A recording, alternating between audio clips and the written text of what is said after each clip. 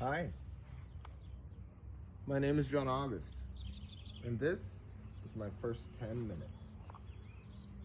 Every day, for a little while, probably about 3 months, I'm going to spend 10 minutes reading aloud, using this as a way to get over my fear of publicity. Nothing fancy here, just me, a book, and a little consistency. The goal is simple: to grow, improve step by step, using this as a vehicle to gain knowledge on some other things that I'm working on in my personal life. So today I'm starting with a classic book, Reminiscences of a Stock Operator by Edwin, hard name to pronounce. It's a semi-autobiographical account of one of the great stock traders, Jesse Livermore. This book is about his ups, downs, and lessons he learned navigating the markets. A timeless piece of wisdom for anyone who's ever faced challenges. From a little short video on YouTube, actually, that I watched just a few days ago, his life was actually pretty amazing, you could say, but also not a pleasant ending. It's the way that he ended. So let's go ahead and get right to it.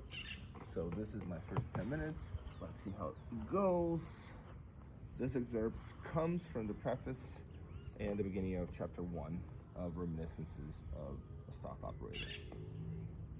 Hopefully this will fit within 10 minutes. Preface: this book's not intended as an autobiography. It is not even a record of the facts, in the sense that it will help you to tell when and what to buy or sell or how much. It is intended to supply what the modern public wants most: reminiscences of a stock operator. I'll pause here for those listening that don't know. This was 1925, so some of those things, the things that can be said in this book, which I haven't read, this is the first time, will not necessarily apply. And modern here means, way back when.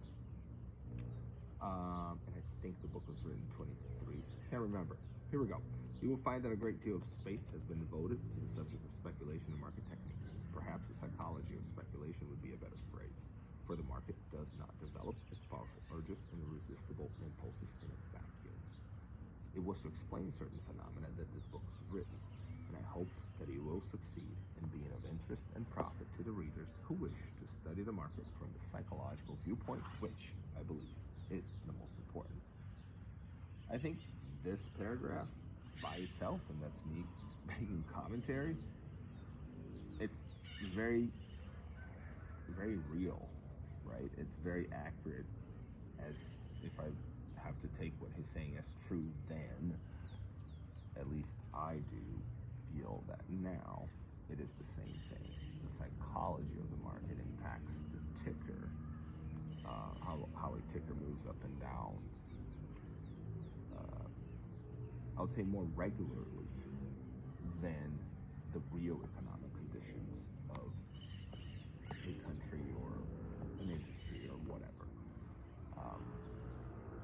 So the psychology definitely impacts quite a bit, especially if one is trying to make fast money. Continuing the book, so if it should also amuse or entertain some readers, I shall be more than satisfied. So more than satisfied to what? I already lost what he was saying. Being of interest and profit to the readers who wish to study the market from a psychological viewpoint, which I believe is the most important. If it should also amuse or entertain some readers, I shall be more than satisfied. So you'll be more than happy if that happens. So old way of writing, the last little bit of a sentence got me all jumbled up. So here we're going on to chapter 1.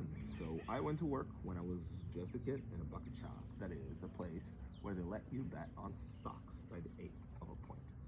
That is, if the stock sold at $100 a share on the New York Stock Exchange, they will let you bet $10 for or against it.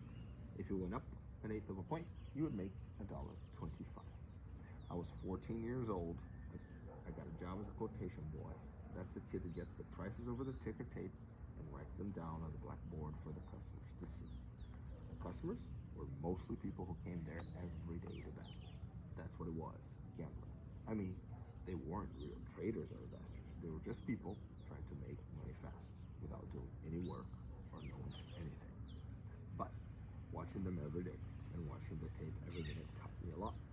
I wasn't told enough to bet myself, but I kept track of their bets and the prices. I began to notice patterns. I could see when the stock was going up or down, and I started making mental trades. It was like a game to me, a puzzle to figure out. I wrote everything down in a little notebook. Pretty soon, I could tell when certain stocks would win just by watching how they acted on the tape. I didn't know why at the time, I just knew. The boss used to laugh at me. He would say, "What's the kid got figured out today?" One day, I started calling the moves and the stocks before they happened. I'd say, "That's one going up." He would. The customers began to notice and started asking me what I thought. That was when I realized I had something. And I think that probably makes about 10 minutes. It's only 6 minutes, but that's all I have in front of me. And then I'll add a little ad lib that this last paragraph when he says, folks laughed at him. He'd say, "What's the kid got figured out today?" For one day, I start calling the moves and the stocks before they happen. I'd say, "That's one going up." He would. So folks began noticing. But the key part's the last sentence. That was when I realized I had something. And at my age, I don't think it was long ago that I realized I had something. Well, I guess there are periods in life that you realize you have something special that will propel you, that will act as the catalyst for you to get to the next level. So I have to say that I've been lucky enough, blessed enough, that I can pinpoint a couple of those moments in my life very clearly. Some of them I had a lot to do with why I was in that situation to be granted those lucky shots. But the early ones, they are more your environment. Yes, being in the right place at the right time as a teenager, as a kid, is much more a reflection of who's around you than really your own doing naturally. But when he says that's when I realized I had something, that's always a special moment. Thing is,